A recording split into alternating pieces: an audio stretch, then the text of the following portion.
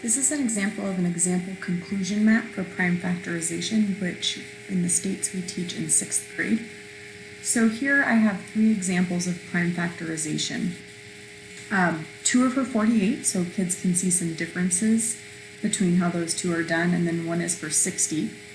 And what the goal is for the students to look at these examples and to draw their own conclusions about what prime factorization is.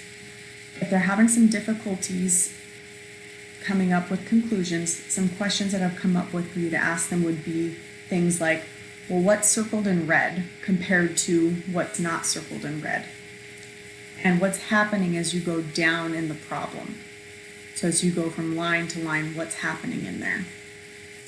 And then at the bottom, the 48 equals or the 60 equals, and then it gives a list of numbers being multiplied. That is the prime factorization of that number. So what do you think the prime factorization means? What do you think it is if that's how we would represent it for these 2 numbers that we've come up with?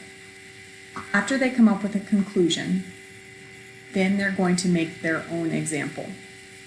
So they would pick any number that they want, and they would try to create their own prime factorization for it.